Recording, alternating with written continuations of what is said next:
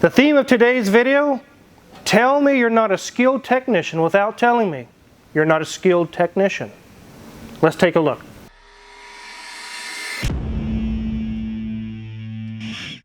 So this is Hoovies from Hoovies Garage, 2006 Cadillac XLR-V.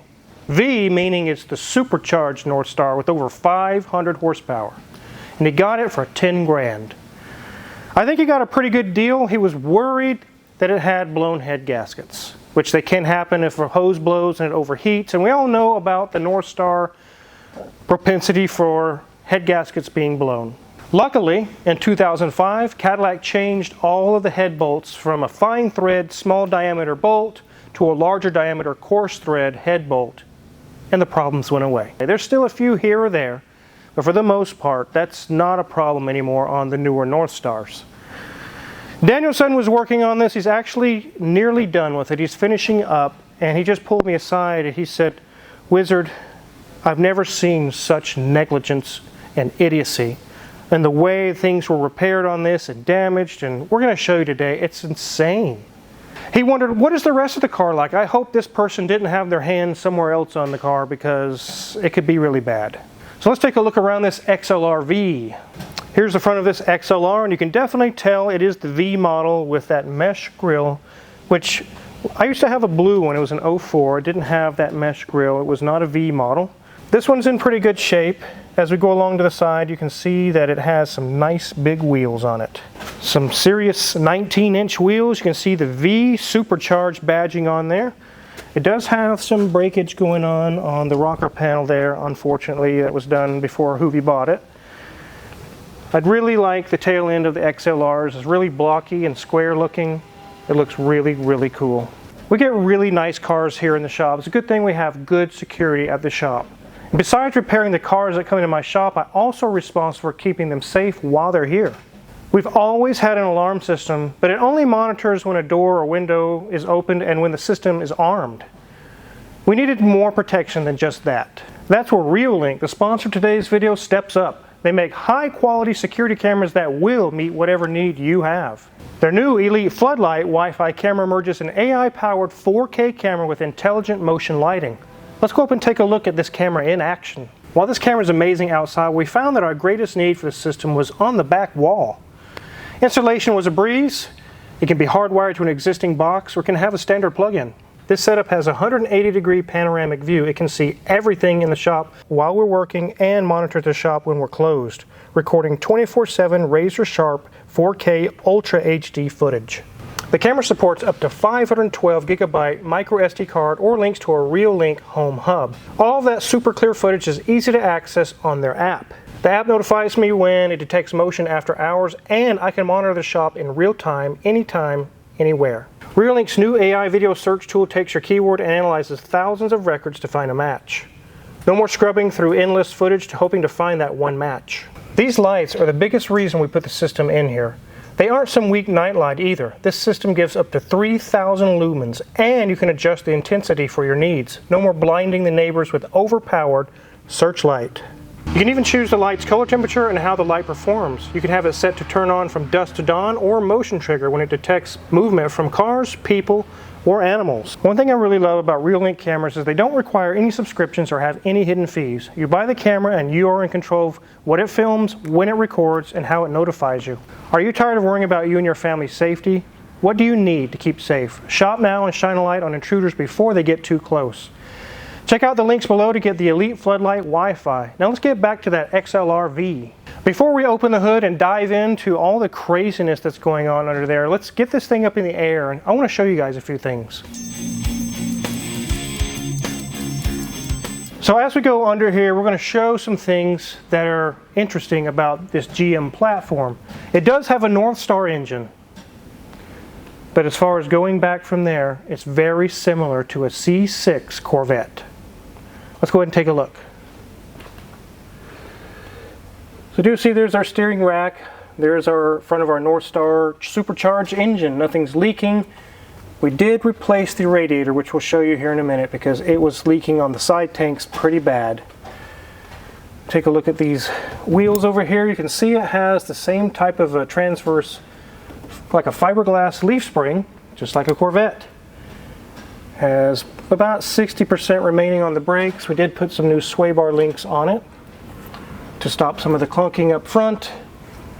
Struts are not leaking. Here we have about 60% on the brakes. Struts are not blown. Sway bar link is new. Nothing loose. Oil filter is right here, very easy to get to. Again, it is the Northstar V8, we know that. When we get from this location back, we share a lot with the C6 Corvette. We know it has a torque tube on the Corvettes. It doesn't have really a drive shaft like you would think. And so does this one. Let's head on back to the back and show you. So it's rear wheel drive. Here's our bell housing. And here's our transmission, or transaxle I should say, just like the Corvettes. Same type of a setup, a lot of shared parts. Not identical in some things, but basically the same architecture. So you're getting a Cadillac version of a Corvette basically, with a Cadillac engine. Here's our Corvette style leaf spring again in the back. Let's check the back wheels. The brakes are like brand new, 100% or maybe 90 to 100, somewhere around in there. Struts are not blown, but I do see the rears have been replaced and they cut the MagneRide wire and put in this little electronic piece to fool the system to thinking everything's fine. So the rear shocks have been replaced with standard shocks at some point. Again, new sway bar links we did all the way around. Here's some more of that. They really didn't do a very good job. I guess it works, but again, rear struts have been replaced. Nothing loose there. And just like a Corvette, it has the exhaust right here. Comes up over the transaxle and comes out at the back with 4 nice outlets. Let's get this thing on the ground. So it doesn't surprise me with the theme of today's video, what I mentioned at the beginning, with the zip ties and things hanging out the back for the rear shocks. It's kind of very poorly done. But before we dive into the engine, let's let Mrs. Wizard show you guys around the interior. Okay, ladies and gents, there is our gauge cluster up there, and I would show you like miles and things like that, but they have got things tore apart up there, so we can't turn anything on without risking the engine starting, and you know how it is. You think, oh, you won't start the engine, and then it does it, and no. I do like that we have lots of gauges that do keep track of everything going on with the car, but as we move up, everything is looking very nice. We have a leather-wrapped dash up there that's in very nice condition. As we move down, we'll see that we have some nice kind of an ivory color. Have our infotainment screen with a slot in the wood there for our CD. As we move back, you'll see we have a large area here for our gear selector with not a lot of going on this side. But we open this side and we can see we have, well, I guess you could put a soda can in there is about it. There's not a whole lot of space in there for your big gulp. As we move back, you'll see we have controls for our convertible top and our traction control. As we open up our center section, we'll see that we have another aux port in there with a cigarette lighter attachment and a dash wipe. As we look at our seats, you can see that they do have perforated leather in the suede section, that center area, and it all is looking very nice. We have more of that suede in the door as well, with a wood handle next to our push button release, which we're going to talk about on the driver's side when we come back to this side of the car. Look between the seats, because we have no back seat, we can twist this open and pull it down, and we have one heck of an Allen wrench in there. That's about it. I guess it was probably designed for CDs on the top and whatnot, things on the bottom. As we get back to our steering wheel, let's take a little detour, and here is our door release for our driver's side. Now, we have heard the horror stories of the person not able to get out when they pushed the button and the battery had died, and yeah, it's a very, very sad story. But as you look down there, you'll see our emergency door release switch. And while that's not an unusual spot to put it, I mean, how many cars have the gas tank release down there on the floorboard? As we look at our steering wheel, normal controls on the side with our lovely Cadillac symbol on the center. So enough of this interior talk. Let's see what's going on underneath that hood. So we're going to get the hood open. I'm going to show you some of the crazy things that Danielson found that goes right along with the craziness that we saw in the back. These hood struts just barely hold, but I think they'll be okay for this time around. So here's our Northstar engine with a supercharger on top. We do have the plastic shield that goes on top removed so we can show what it looks like. But this is not the 4.6 Northstar. This is a 4.4 Northstar.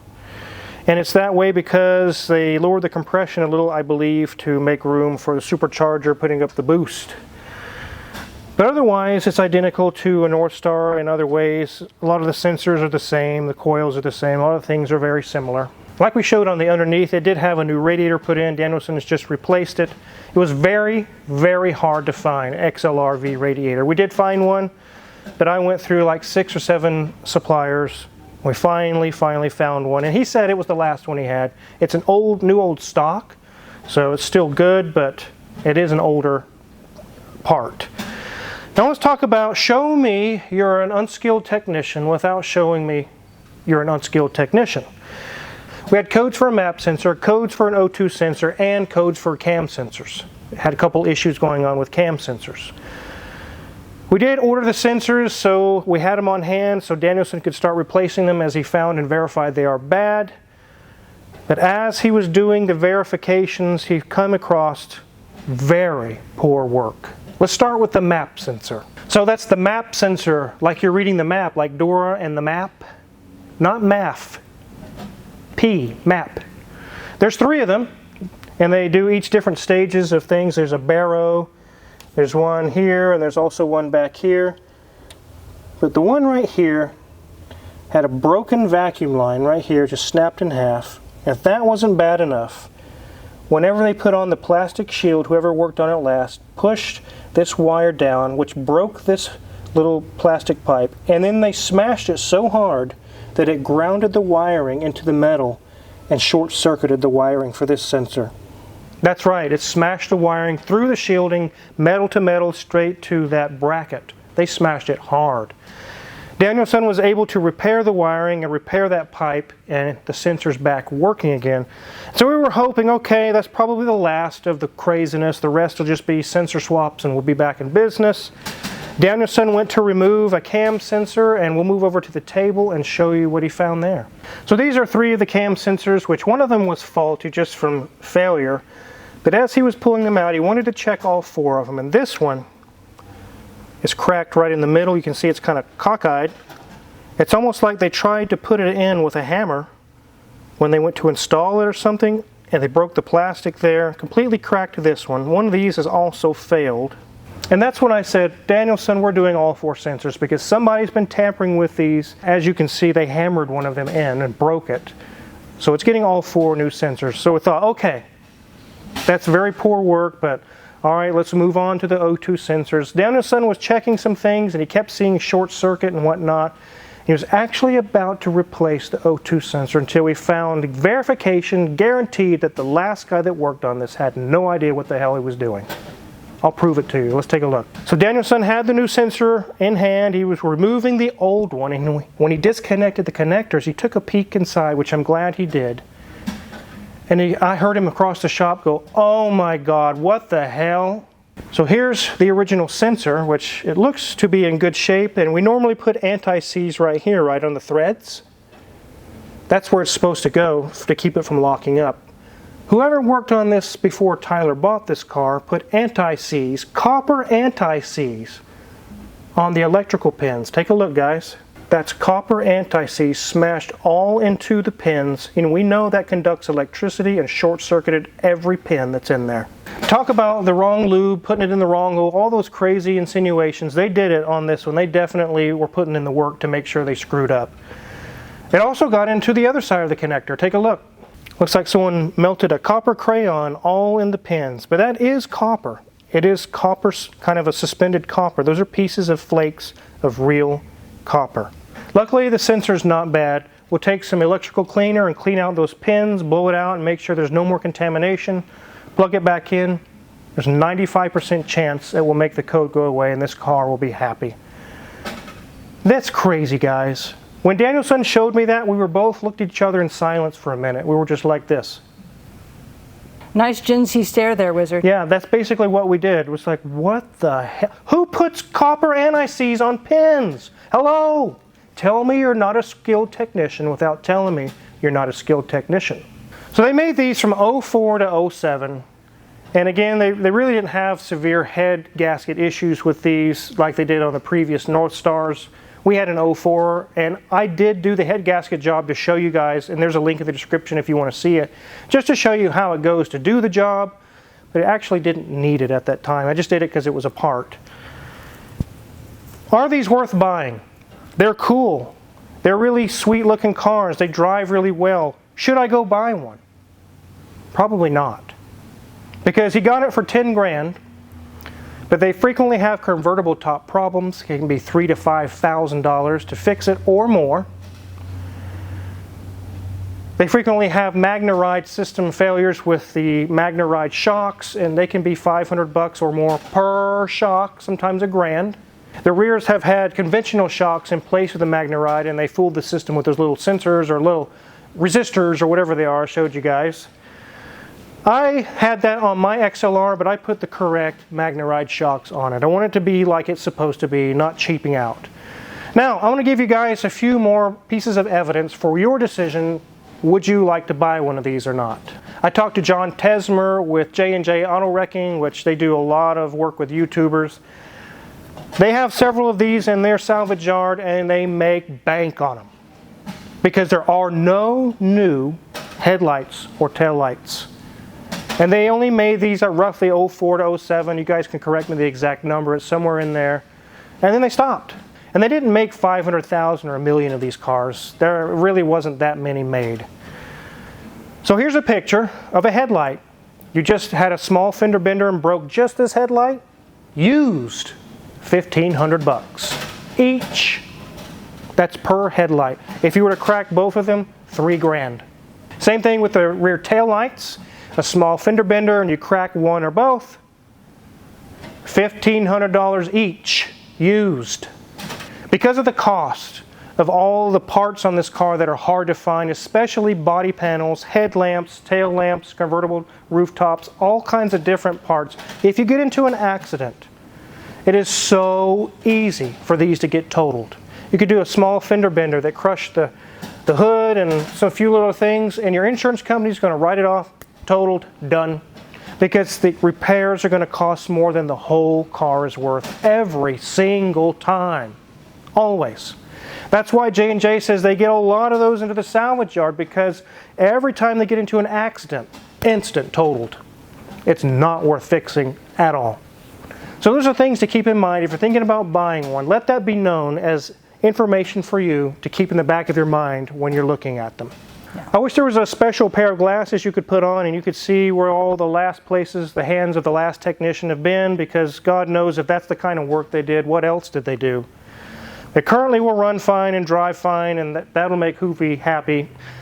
But man, after seeing those issues and we had to repair them, it was like that person probably shouldn't be handling wrenches and screwdrivers. They probably should put the tools down and walk away. Stop working on cars, or at least get a little bit more knowledge about what you're doing before you work on cars, especially like this, where if you break things like I just mentioned, it can be so expensive to get it replaced. If you're curious what kind of tools they use to work on this XLR-V or any other car in the shop, check our Amazon affiliates link in the description below. A lot of the tools we use in the shop are listed for sale there, and we get a small cut if you purchase anything. We really appreciate it. Make sure to hit the subscribe button because there's so many more cool videos to come. Thanks for watching.